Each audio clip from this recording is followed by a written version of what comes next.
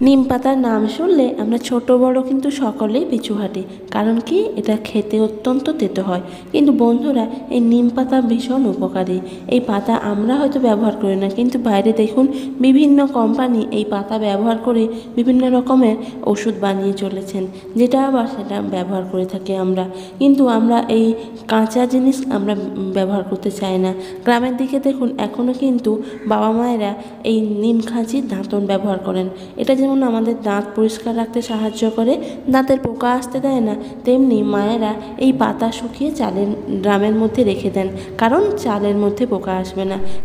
এই সময় প্রায় সবার ঘরে ঘরেই হাম গুটি বসন্ত লেগেই থাকে। গ্রাম্য ভাষায় মা ঠাকুমারা যাকে বলে থাকেন মায়ের ভর হয়েছে কিংবা মায়ের দয়া হয়েছে। দেখবেন এই সময় বসন্ত হলে মায়েরা বিছানার মধ্যে নিম পাতা রেখে দেন, গায়ে নিম পাতা বোলাতে দেন, যাতে তাড়াতাড়ি রোগটা থেকে আমরা সেরে উঠি। তো বন্ধুরা, আজকে রইল আপনাদের সাথে নিম পাতার একটা রেসিপি, যেটা বানানো অত্যন্ত সহজ। আশা করি পুরো ভিডিওটা দেখলেই বুঝতে পারবেন। হরে কৃষ্ণ বন্ধুরা, কৃষ্ণপ্রেমী পরিবারের আবারও একটা নতুন পর্বে আপনাদের সকলকে স্বাগত জানাই। আশা করি জগন্নাথের কৃপায় সবার দিনগুলো খুব সুন্দর কাটছে। তো আজকের এই নিম পাতা রেসিপিটা বানানোর জন্য প্রথমেই দুটো বেগুন ডুমো ডুমো করে কেটে নিলাম। বেগুনটা কেটে নেওয়ার পর এখন একটা আলুকে এইভাবে খোসা ছাড়িয়ে একটু লম্বা লম্বা একটু মোটা করে কেটে নিয়েছি।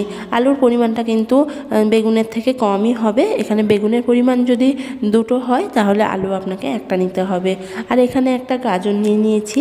গাজরটাকেও একইভাবে আলুর মতো করে একটু লম্বা আর একটু মোটা করে কেটে নিচ্ছি।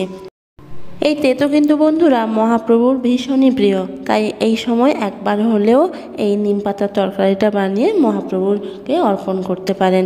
তো বন্ধুরা, গাজরটা কাটা হয়ে গেলে এখন নিয়ে নিচ্ছি একটা কাঁচকলা। কাঁচকলাটাও একইভাবে গাজর আর আলুর মতো একটু মোটা আর একটু লম্বা করে কেটে নিচ্ছি।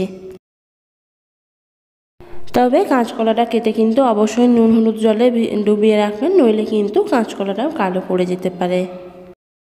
এখানে সবজি হিসেবে আমি আলু, বেগুন, গাজর আর কাঁচকলা ব্যবহার করলাম।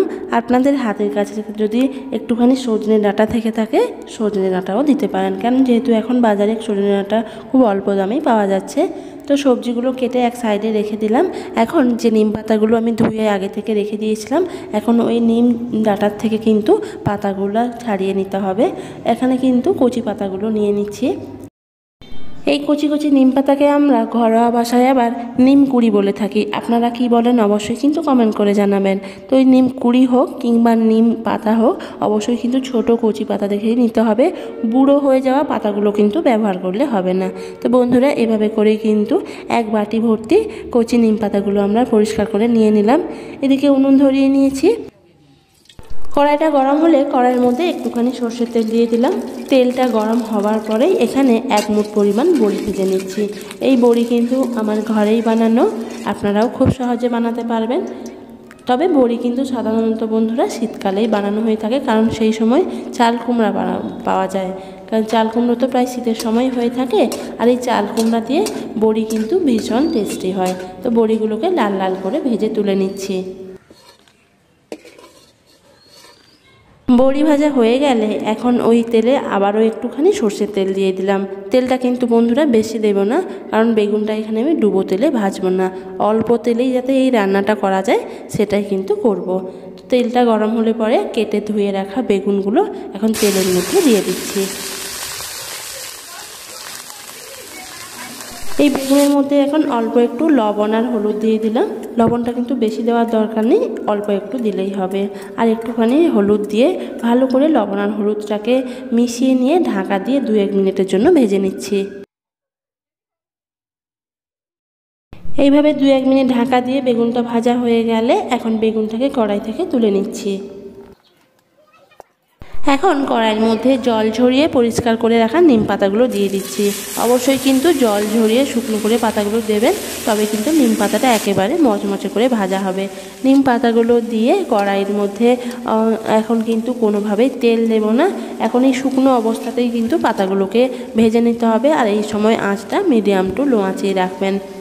আপনারা বড় পাতা যদি নেন, সেক্ষেত্রে বড় পাতাগুলোকেও একইভাবে কড়াইয়ের মধ্যে দিয়ে শুকনো করে তারপরে গুঁড়ো করে একটা কৌটোর মধ্যে ভরে রাখতে পারেন। এইভাবে 5-7 মিনিট সময় নিয়ে নিম পাতাগুলো ভেজে নেওয়ার পর যখন দেখতে পাবেন নিম পাতাগুলো পরিমাণে এইভাবে অল্প হয়ে যাবে, এরকম কালো হয়ে আসবে আর সুন্দর একটা মজমজে আওয়াজ আসবে, তখনই বুঝতে পারবেন যে নিম পাতাগুলো ভাজা ঠিকঠাক হয়ে গেছে। এখন এখানে একটুখানি সর্ষের তেল দিয়ে ভালো করে নিম পাতার সাথে মেখে পাতাগুলোকে তুলে নিচ্ছি। আপনারা যদি অনেক দিন রেখে নিম পাতাগুলো খেতে চান, সেক্ষেত্রে কিন্তু তেল না দিয়ে নিম পাতাটা তুলে রাখতে হবে। এরকম গরম নিম পাতাগুলো নামিয়ে হালকা ঠান্ডা হওয়ার পর গুঁড়ো করে একটা কৌটোর মধ্যে ভরে রেখে দেবেন, যেটা অনেক দিন রেখেও খেতে পারবেন। এখন কড়াইয়ের মধ্যে দিয়ে দিচ্ছি একটুখানি সর্ষের তেল। তেলটা গরম হলে পরে ফোড়নের জন্য দিয়ে দিলাম একটুখানি 5 ফোড়ন, 2টো শুকনো লঙ্কা আর একটা তেজপাতা। ফোড়নটাকে এখন হালকা করে ভেজে নেব। ফোড়ন থেকে খুব সুন্দর একটা গন্ধ বেরোলে পরিষ্কার করে ধুয়ে রাখা সবজিগুলো কড়াইয়ের মধ্যে এখন দিয়ে দিলাম। এরপর অল্প একটু লবণ আর হলুদ দিয়ে সবজিগুলোর সাথে ভালো করে মিশিয়ে নিচ্ছি। এখন ঢাকা দিয়ে মিডিয়াম টু লো আঁচে রেখে এই সবজিগুলো ভালো করে একটু সাঁতলে নিতে হবে। এই সবজিটা কিন্তু প্রথম থেকেই জল দেব না, এরকম ঢাকা দিয়ে দিয়ে রান্না করে নিচ্ছি।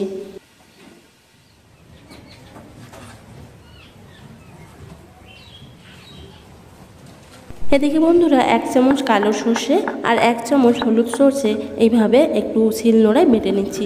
আপনারা চাইলে মিক্সিতেও পেস্ট করে নিতে পারেন, তবে বন্ধুরা শিলনোড়ায় বাটা মশলার টেস্ট কিন্তু অর্থাৎ তরকারির টেস্ট কিন্তু ভীষণ ভালো হয়। আপনারা যারা শিলনোড়াতে বাটতে পারেন না, তারা মিক্সিতে চাইলেও পেস্ট করে নিতে পারবেন। তো বন্ধুরা এইভাবে বেটে নিয়ে মশলাটা একটা পাত্রের মধ্যে তুলে রাখলাম। আর এদিকে যে নিম পাতাগুলো ভেজে রেখেছিলাম, আওয়াজটা শুনেই বুঝতে পারছেন ঠিক কতটা মুচমুচে হয়েছে।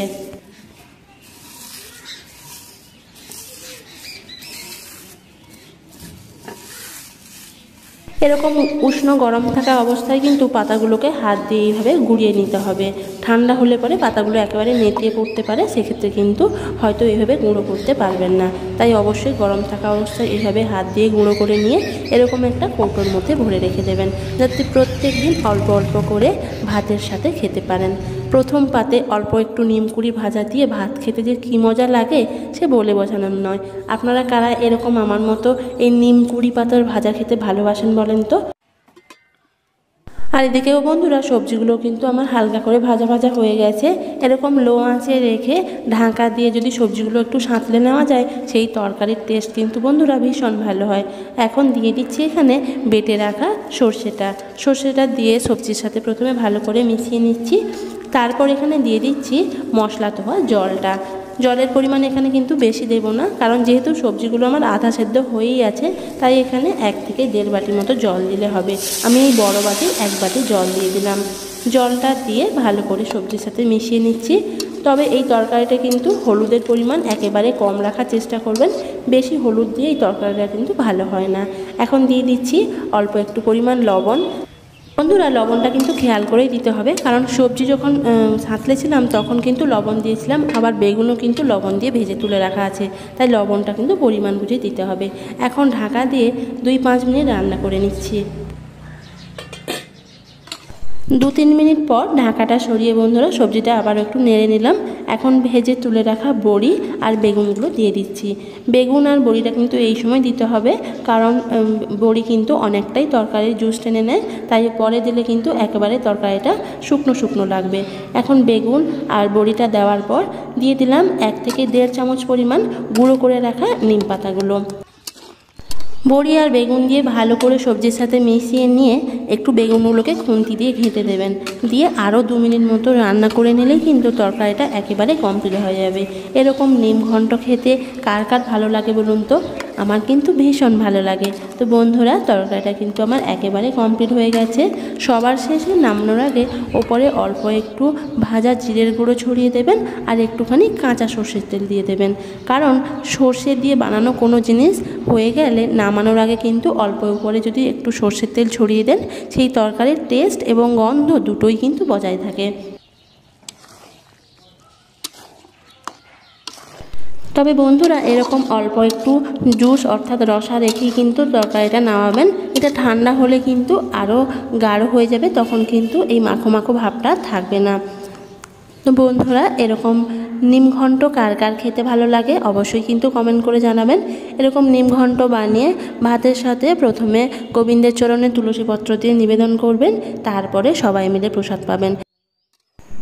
তাহলে বন্ধুরা, এই নিম পাতা তরকারিটা এখনও যারা বানাননি একবার হলেও কিন্তু বাড়িতে বানাবেন, আর বানিয়ে কিন্তু কমেন্ট করে জানাবেন এই তরকারিটা খেতে কেমন লাগে। তো বন্ধুরা, তরকারিটা একেবারে কমপ্লিট হয়ে গেছে, এখন তরকারিটা আমি নামিয়ে নিচ্ছি। এই তীব্র গরমের মধ্যে যদি মাঝে মধ্যে রান্না করতে ইচ্ছে না করে, তাহলে আমার মতো এরকম আলু মাখা করে নিয়ে তার মধ্যে পরিমাণ মতো লবণ, একটা ভাজা শুকনো লঙ্কা আর একটুখানি কাঁচা সর্ষের তেল আর ভেজে রাখা নিম পাতাগুলো অল্প একটু দিয়ে ভালো করে আলুর সাথে মাখিয়ে নেবেন। এই নিম পাতা মাখা আলু সেদ্ধ আর ডাল ভাত খেতে যে কী অসাধারণ লাগে, যারা খাননি তারা কিন্তু একবার হলেও খেয়ে দেখবেন, দেখবেন খেতে কিন্তু ভীষণ ভালো হয়। তো বন্ধুরা, আজকের এই দুটো রেসিপি আপনাদের কেমন লাগলো অবশ্যই কিন্তু কমেন্ট করে জানাবেন, আর আপনারাও কিন্তু বাড়িতে একবার হলেও বানাবেন। আর যদি ভালো লেগে থাকে অবশ্যই কিন্তু পাশে থাকবেন। তো বন্ধুরা, আজকের মতো এই অবধি। সবাই ভালো থাকুন, সুস্থ থাকুন। দেখা হচ্ছে পরের দিন নতুন কোনো প্রসাদের আইটেম নিয়ে। ততক্ষণে সবাই যে যার স্বাস্থ্যের খেয়াল রাখুন। হরে কৃষ্ণা, হরি বল।